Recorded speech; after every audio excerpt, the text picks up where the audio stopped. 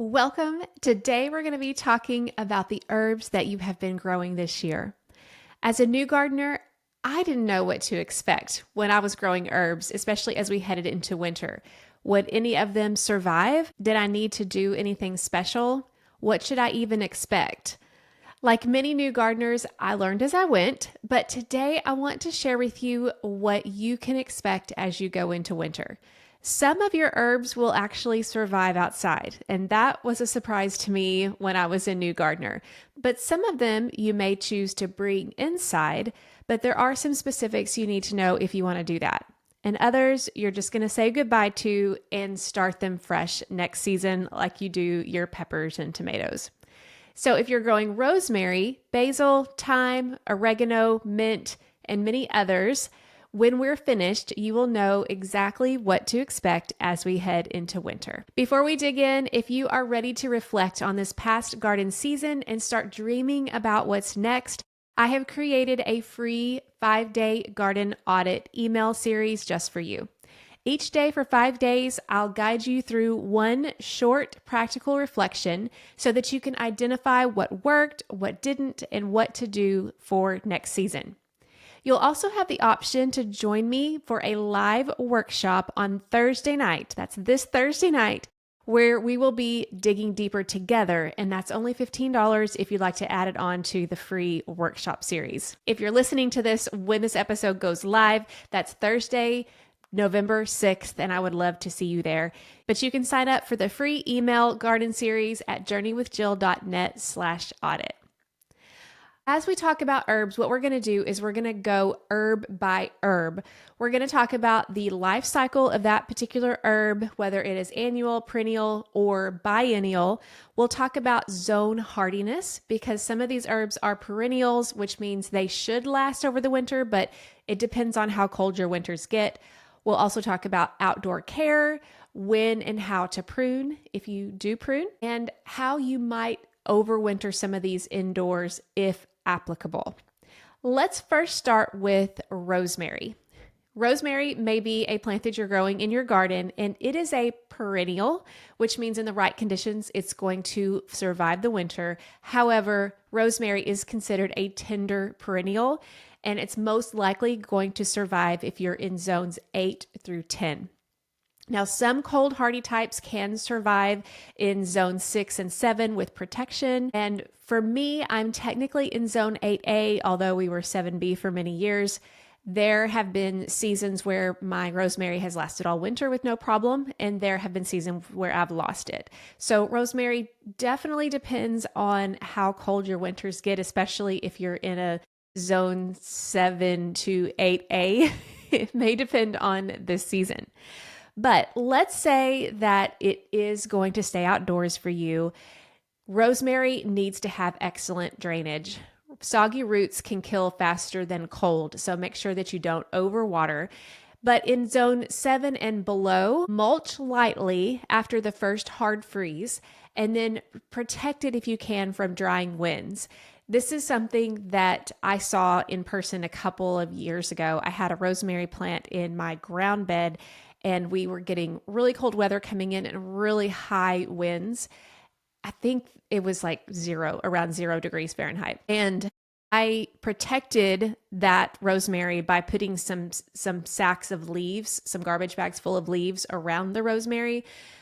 And where it was exposed, it died. So it wasn't just the cold, but it was the wind. It definitely is affected by really cold wind as well. So be careful to protect, especially if you're in one of those borderline areas, but don't wrap it with plastic. This will trap moisture inside. Now, I say that I used garbage bags full of leaves, but it wasn't like it had no air circulation. I just wrapped it I just put the leaves around it is what I did. A better solution would be probably a frost cloth, or evergreen boughs is something that is recommended to just be able to keep the wind from it. Now, with pruning herbs, this is something that we'll talk about quite a bit, but we don't want to prune within 4 to 6 weeks of your first expected frost, because Pruning actually encourages growth. So if you prune too close to your frost or freeze, more so freeze, then it could start developing new shoots, and those shoots are more likely to get some damage from a freeze. Now, you could do some light harvesting. I don't worry about that. I harvest these herbs all winter long. I've never had an issue with that, but just don't do any heavy pruning within 4 to 6 weeks of your first frost.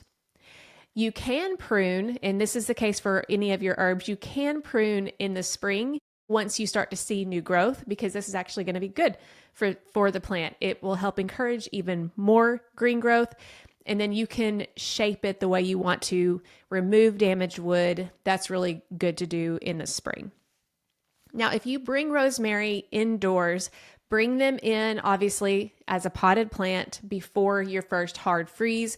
If it's in the ground, pot them up early to minimize shock, because you want to make it where it's not going from cold, even if it's before a freeze, going from cold to warm.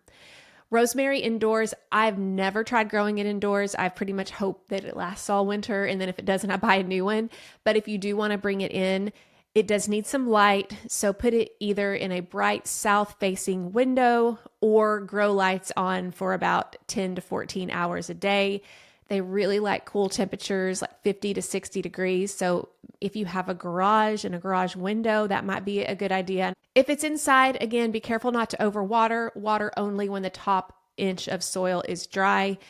And you may want to inspect your pot before bringing it indoors, making sure that it's not going to carry in spider mites or aphids or anything like that. Rinse the foliage, and then a good idea would be to isolate it for about a week before putting it near other plants so that you don't have a pest outbreak for your inside house plants. Next is sage. Sage is also a perennial, but it's a perennial most of the time for zones 4 through 8, although there are some hardy cultivars that can go through zone 3. Sage thrives in well-drained soil, just like rosemary does. Overly wet winters can shorten its lifespan.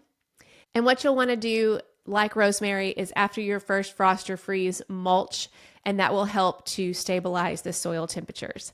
Again, don't do any major pruning 4 to 6 weeks before your first frost. That's not great because that tender new growth won't harden off before it freezes. And then any kind of pruning that you do, try to do it in the early spring. And you may need to do that with sage. Sage can get a little unruly, and so it may need to be pruned of dead stems, but do that in early spring after the buds start swelling. If you want to put it indoors, can put it indoors like rosemary under a bright light. Again, keep the soil moist but not overly soggy. And check your leaves for any pests that may have harbored in there. Mites, whiteflies, rinse with an insecticidal soap if needed. Very similar to rosemary. Thyme is another perennial. It's going to be hardy in zones 5 through 9 for common thyme. If you have lemon thyme, it's a little less hardy, zone 6 through 9. And I love lemon thyme. I have a regular thyme and a lemon thyme. Lemon thyme's just divine. I love it. But outdoors, again, drainage is essential. Raised beds are good if you have it. But if you know me, I prefer putting all my herbs in containers anyway, and usually they're not going to get overly waterlogged in general. They will survive freezing temperatures if the roots stay fairly dry, although I will say I had a thyme plant in my large garden, and my large garden has clay soil, and it survived for many years until we mowed over it accidentally, I think. But it did just fine. It's really pretty hardy. Again, no major pruning in the fall. Wait until the spring frost passes for thyme in the next season if you want to prune it. With thyme, again, you can try to overwinter it indoors, but what you'll want to do is you'll want to dig up some small clumps. Thyme can easily be divided, and most likely you have a pretty large thyme plant if you've been growing it all season. So you don't have to pull the whole plant and put it inside. You can just divide it into small clumps, and then you can repot in a well-draining mix and then place under bright light or under grow lights and allow the soil to dry slightly in between watering. You don't want to have it too wet. And you can go ahead and trim it if it's inside. If you want to have it for your fresh use in your kitchen, because remember, pruning does encourage growth. So that's something that you can use pretty quickly once you get it established inside. Next, we have oregano. Oregano is a perennial, zones 5 through 9, and it's very cold tolerant as long as the drainage is good.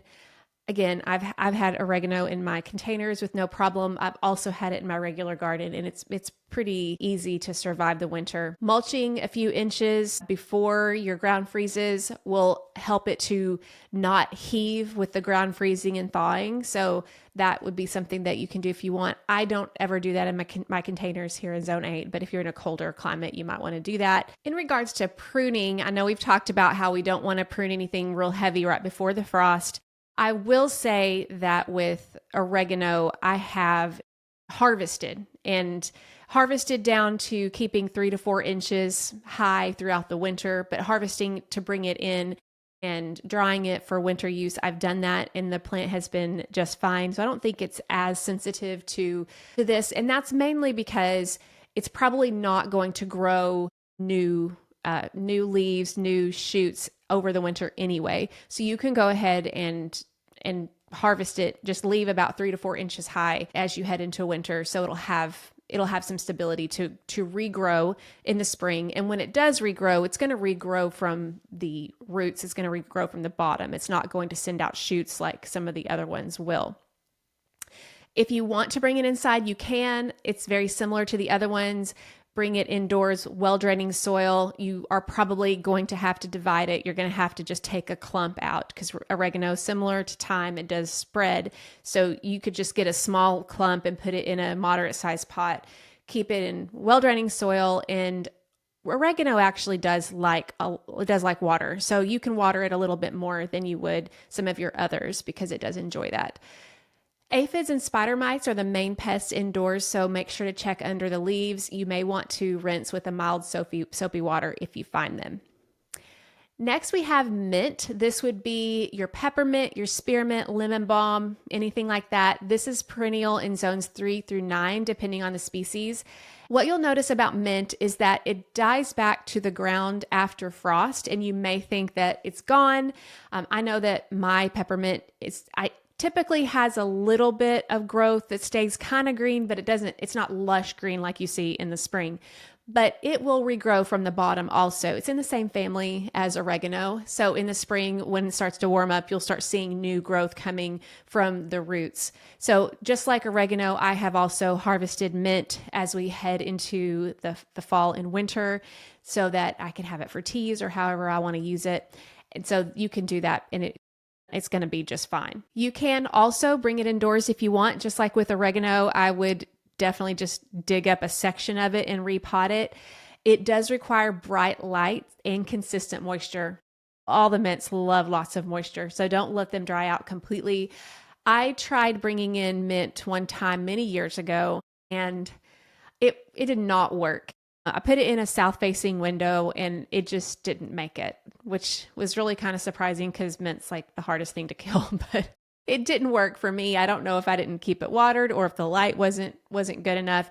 And looking back at it, I'm like, what was the point of that? I mean, unless I was using mint fresh a lot, which I don't use it fresh. The time that I use it fresh is usually the summer when I want to have a water that's cooled off. But in the winter, I'm not using mint all that much fresh, so there really wasn't a point, honestly. But if you are one that you want to have it for recipes and things like that inside, you can try to do that. I would just be mindful of the light. I think the lack of light is what probably bothered it the most.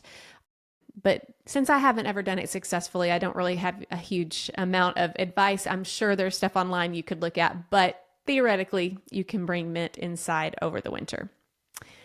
The next one we have are chives. Chives are also perennial. They are perennial to zones 3 through 9. So most of us can grow chives and they'll come back year after year. They can remain in the garden year round. The foliage does die back a little bit in the winter, but the bulbs survive. You can mulch lightly after your first frost to protect the crowns, but unless you're in a really cold climate, they're probably going to be fine. And you can harvest it now. Heading into winter, you can cut up to 1 to 2 inches, and you can harvest it for use right now, or even I find that chives are a little bit harder to dry. They just don't dehydrate super well. They're better for freezing. If you use chives, I would freeze them instead, but that's just me. You could bring it indoors, but if you're in zone 3 through 9, I mean, that's most of it. Again, I don't know that there's a reason unless you use chives a lot and then you could bring it indoors, but make sure to keep it in a sunny window or under grow lights. I'm just very skeptical about the whole sunny window thing being enough for herbs. It's probably better for herbs that are more tolerant of shade. So if you have grow lights inside, I would err on the side of grow lights, but that might be something that you might want to try. And I'm definitely open for any of you to tell me if you have done this successfully. Give me some tips. I would love to share it with people. I just, being able to overwinter most of these things myself, I haven't made the effort to bring any of these herbs inside except for that one try with peppermint. So if you have any tips, send me a message at the Beginner's Garden, and I would love to hear what you have found in your own personal experience. All of those are the perennial herbs. They're the ones that naturally should last all winter, depending on what zone you're in. And most of them will last your winter, except for rosemary. Rosemary is really the only one that's the most tender. But next, we're going to be talking about your annual herbs and biennial herbs, and they're going to function differently from the ones we've discussed. So we're going to talk about that next. But first, if you're planning to overwinter herbs like thyme, oregano, sage, parsley, now is the time to give them a strong foundation. And what I like to do if I am doing any kind of transplanting of any kind, I always want to give my plants organic rev. I have seen the difference, especially when it comes to transplant shock. And if I were to move any of these herbs inside, that's what I would be using. Rev boosts the microbial life in the soil. It helps the soil maintain moisture, and it improves nutrient uptake, all of which support stronger root systems going into winter. To me, the roots are the most important part when we're transplanting anything, especially if we're bringing them inside where they'll get a little bit of a transplant shock. Even in containers or raised beds with your herbs that you keep outside, Rev would be a great thing to water them with as you head into winter to help keep the soil biologically active. And it also can help plants like rosemary survive some of those more borderline times. This is especially helpful when you're counting on your herbs to overwinter until spring. So if you are preparing your garden for winter, don't skip this easy step. Just mix 1 ounce of organic Rev per gallon of water, and you can get your bottle by going to organicrev.com and use my code Jill10 to save 10% off. Your herbs or any of your plants that are still growing right now will really appreciate the extra boost. Next, let's move to parsley. Parsley is technically a biennial, and what a biennial means is that the way that it has made to grow is the first year it's supposed to produce leafy growth, and the second year it's supposed to produce seeds. This is the same thing as onions. And what you'll notice this is the same thing as onions. And what you'll notice with parsley is that you've probably had it growing all summer and it's growing really well. And it will actually survive all winter to about zone 6, sometimes zone 5 if it's protected. In milder climates like mine, I've had parsley last all winter. You can mulch it to be able to keep the soil temperature a little bit warmer, and then you can continue harvesting it through the winter. I know I harvest my parsley all winter. When it gets really, really cold, sometimes it dies back a little bit. But in the spring, what it will start doing is it will start to develop that seed stalk. So for me, if I'm growing parsley, I can have it through one entire summer and most of the winter until it starts to produce a seed stalk. Now, it's not like cilantro in that it doesn't get bitter whenever, at least for me, it doesn't start to get bitter. It starts to get stronger, and it's not the best parsley flavor. The spring parsley is your best flavor. So heading into winter, if you're not quite sure if it'll survive, I would recommend harvesting some or as much as you want, and then drying it. If you use dried parsley, you can also freeze parsley just the way that it is, and then cut it up if you're wanting it fresh. If you're not sure if it'll survive the winter, or if you're expecting it to start to go to seed and you're not loving that flavor profile. So that's the way that I expect parsley to behave. And because of that, I do plan on planting parsley new each season. But the difference between something like parsley compared to basil is basil's going to die in your first frost, and that's going to be the end of that for the year. But with parsley, at least I can have it longer into the season. You can grow parsley indoors. It adapts well to this. Depending on your parsley plant, it may be a little bit difficult to transplant, but parsley is one that you could even get a container of parsley if you find it in your supermarket where they I don't know if they sell it this time of year, but I know sometimes they sell it in a little pot, and you could even grow that over the winter and wouldn't be any problem. It adapts well to bright indoor conditions.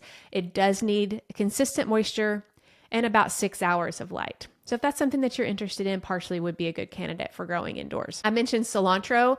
It is also an annual, which means it's not going to survive year after year, but it's different in that it's one that, while we talk about some plants not surviving the winter, cilantro is one that will struggle to survive the summer because it loves the cool season. It wants it to be cold.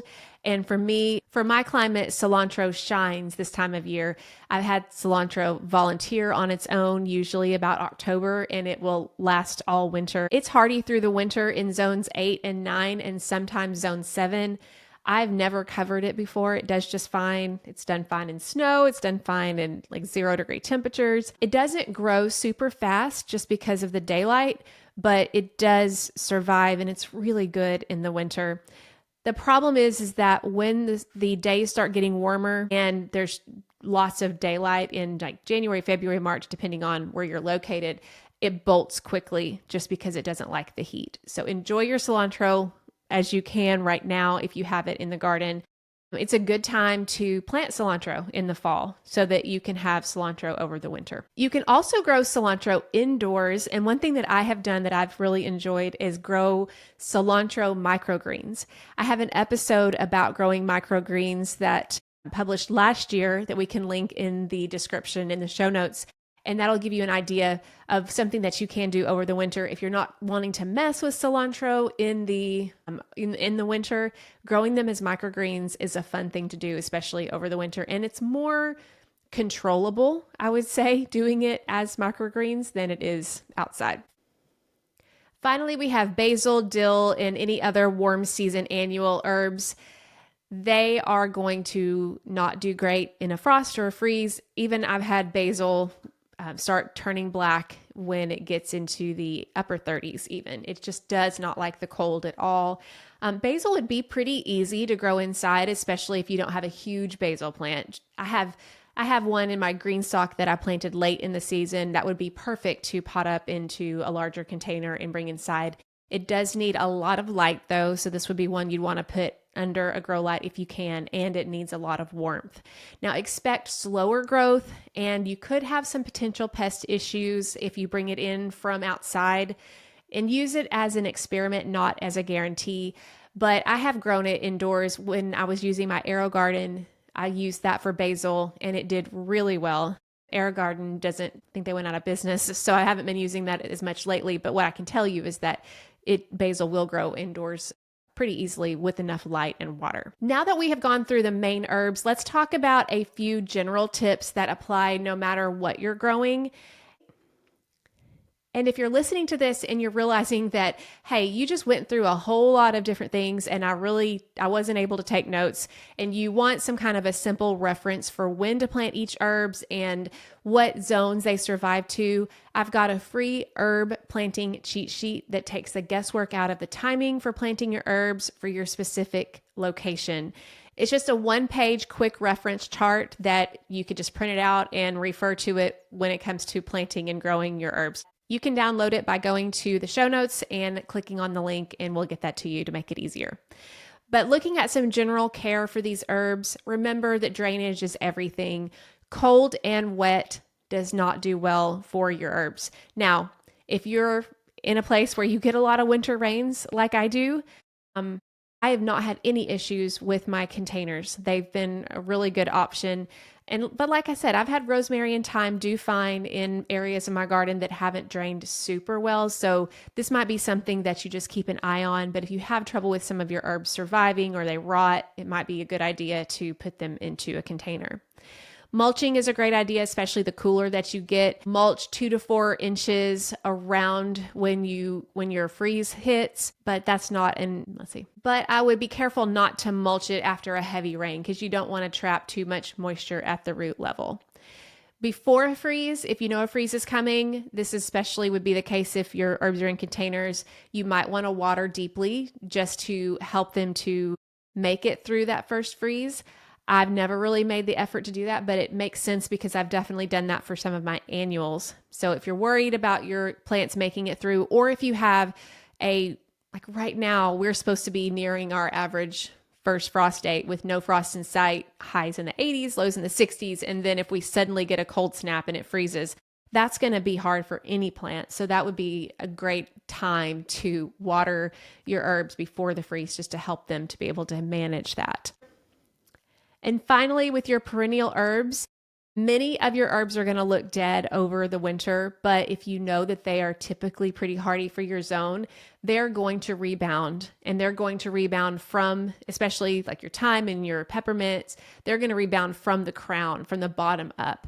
So don't give up on them too soon because they most likely will come back whenever the weather starts to warm up, whenever the days start to get a little bit longer. And you'll be surprised that second year, they'll actually grow a whole lot more than even that first year. So as you're thinking about what to protect, what to bring inside, how to handle your herbs, this is the perfect time to reflect on your whole garden. Don't forget my free 5-day garden audit will help you with this. It will walk you through 5 short reflection questions to help you understand what worked, what didn't, and how to plan smarter for next year. And once you complete the series, you'll have the option to join me live on Thursday night, November 6th, for a deeper workshop. And this is mainly just for you to come in, and if you have questions, if you have ideas you want to bounce off of me, or things that didn't work and you're wondering how to do things a little bit differently, it's kind of like a coaching call to help you to get your mind wrapped around some of the things that you might want to do better next season. And I would love to see you there. That's just $15 for that extra support. But even if you can't make it, or even if you're listening to this after that, make sure to get that 5-day garden audit so that you can start thinking more smartly about what you want for your garden next year. Just sign up at journeywithjill.net/audit. Well, thank you so much for joining me, and I hope that this has been helpful as you look toward the winter, especially with your herbs, and I'll chat with you again next week.